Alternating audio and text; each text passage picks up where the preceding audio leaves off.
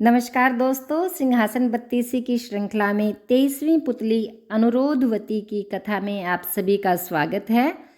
23वें दिन राजा भोज सिंहासन पर बैठने के लिए राज दरबार में पहुंचे। सारे दरबारियों ने खड़े होकर उनका अभिवादन किया।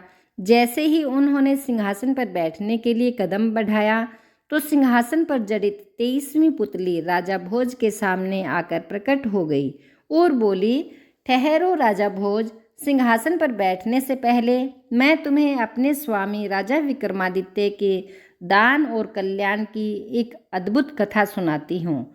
उसे सुनने के बाद ही तुम निर्णय लेना कि तुम इस सिंहासन पर बैठने के अधिकारी हो या नहीं। यह कहकर पुतली ने राजा भोज को कथा सुनानी आरंभ की। उज्जैन नगरी में एक धनवान व्यापारी रहता था। उसका व्यापार दूर दूर के राज्यों तक फैला हुआ था। वह बहुत दयालु और परोपकारी था। उसके पास जो भी दीनहीन व्यक्ति जिस इच्छा से आता था उसकी इच्छा पूरी होती थी। उसका एक बड़ा पुत्र था जो गुण और स्वभाव से अपने पिता पर गया था। वह बुद्धिमान तो था ही, माता पिता का बड़ा भक्त भी था। जब वह विवाह के योग्य हुआ तो व्यापारी को उसके विवाह की चिंता हुई। उसने सोचा उसके पुत्र का विवाह किसी ऐसी कन्या के साथ होना चाहिए जो उसी के समान सुंदर और गुणवती हो, लेकिन उन्हें ऐसी योग्य कन्या कहीं नहीं मिली। इसी सोच विचार में एक दिन वह अपने घर में इधर उधर टहल रहा था। उसे चिंतित देखकर उसकी पत्नी ने पूछा, स्वामी, इस प्रकार टहलने या चिंता करने से कोई बात नहीं बनने वाली है। आप किसी अच्छे से पुरोहित को बुलवाओ और उनसे इसके बारे में बात करो। पत्नी की बात मानकर व्यापारी ने नगर में एक बहुत बड़े विद्वान पुरोहित को बुलवाया और उनसे पूछा, पुरोहित जी, मैंने आपको इसलिए कष्ट दिया है कि मैं अपने पुत्र का विवाह किसी ऐसी लड़की के साथ करना चाहता हूँ जो मेरे बेटे के समान सुंदर हो, गुणवती हो। आप किसी ऐसी लड़की का पता अवश्य लगाएं। यह सुनकर पुरोहित बोला, सेठ जी, आपके पुत्र के योग्य एक कन्या मेरी नज़र में है, लेकिन वह यहाँ से बहुत दूर समुद्र पार एक राज्य में है। मैं हर वर्ष उनके यहाँ यज्ञ कराने के लिए जाता हूँ। लड़की का पिता भी आप जैसे ही भले हैं और सज्जन व्यक्ति हैं। उनका व्यापार भी दूर दूर तक फैला हुआ है। व्यापारी बोला, पुरोहित जी, अगर ऐसी बात है तो आप यथाशीघ्र उनके पास जाइए और उनसे विवाह की बात चलाइए। यह कहकर व्यापारी ने पुरोहित को राह के लिए धन देकर विदा किया। कई दिनों की यात्रा के बाद पुरोहित समुद्र पास उस द्वीप में पहुंचा।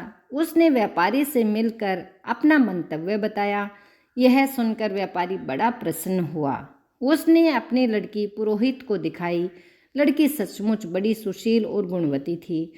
तब पुरोहित ने व्यापारी से कहा, मैंने तो आपकी पसंद कर ली है। अब आप अपने पुरोहित को मेरे साथ उज्जैन भेज दीजिए। वह चलकर लड़के को देख ले। जैसे मैंने आपकी लड़की को पसंद किया है वैसे ही वह भी लड़के को देखकर उसे पसंद कर ले। यदि उसे लड़का पसंद आ जाए तो वह विवाह पक्का कर दे।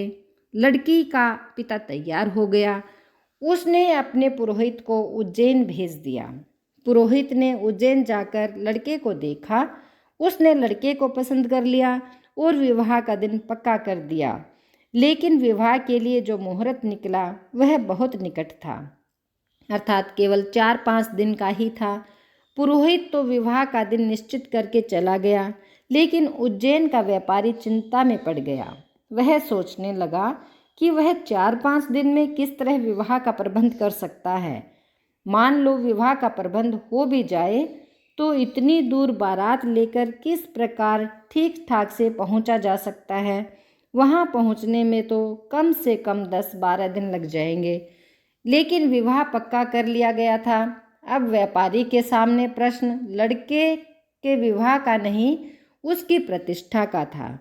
उसने सोचा, यदि वह ठीक समय पर बारात सजाकर लड़की के दरवाजे पर नहीं पहुंचेगा तो लोग उसकी हंसी उड़ाएंगे केवल उसी की हंसी नहीं उड़ाएंगे बल्कि उसके समाज और देश की भी हंसी उड़ाएंगे। यह सोच सोचकर वह चिंतित रहने लगा। पति को इस प्रकार चिंतित देखकर उसकी पत्नी ने कहा, स्वामी, इस प्रकार चिंता करने से कोई फायदा नहीं। आप महाराज विक्रमादित्य के पास जाइए, वे आपकी मदद जरूर करेंगे। पत्नी की बात सुनकर व्यापारी राजा विक्रमादित्य के पास गया और बोला, महाराज, मैं एक व्यापारी हूँ और अपने पुत्र का विवाह मैंने दूर समुद्र पार एक राज्य में तय किया है।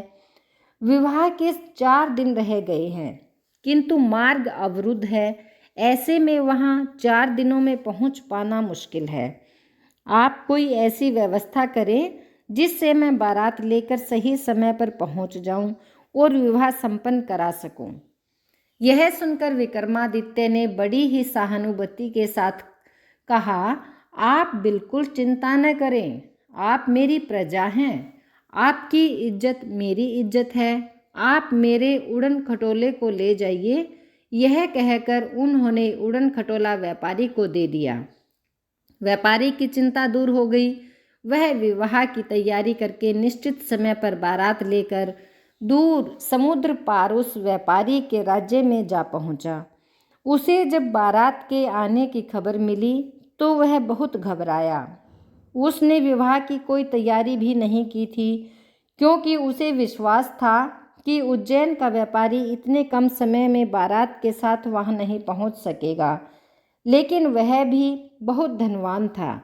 जब उसे बारात के आने की खबर मिली तो धन के बल पर उसने शीघ्र ही सारा प्रबंध पूरा कर लिया। विवाह बड़ी धूमधाम से हुआ। उसने दहेज में बहुत सारा धन देकर अपनी लड़की को विदा किया। उज्जैन पहुंचकर व्यापारी राजा विक्रमादित्य के पास गया और उनसे निवेदन किया, महाराज, आपकी दया से मेरी इज्जत बच गई। मैं बारात सहित आपके उड़न खटोले पर सवार होकर लड़की के पिता के राज्य में गया और विवाह करके फिर अपने नगर में आ गया। अब आप अपना विमान ले लीजिए। मुझे लड़के के विवाह में दहेज के रूप में बहुत सा धन मिला है। आपकी बड़ी दया होगी यदि आप उस धन को भी भेंट स्वरूप स्वीकार करें। व्यापारी की बात सुनकर विक्रमादित्य मुस्कुराते हुए बोले, आप जो कुछ कह रहे हैं अपने स्वभाव के अनुसार कह रहे हैं, लेकिन मैं अपने स्वभाव को कैसे छोड़ सकता हूँ। मैं जो चीज़ एक बार दे देता हूँ उसे फिर वापस नहीं लेता।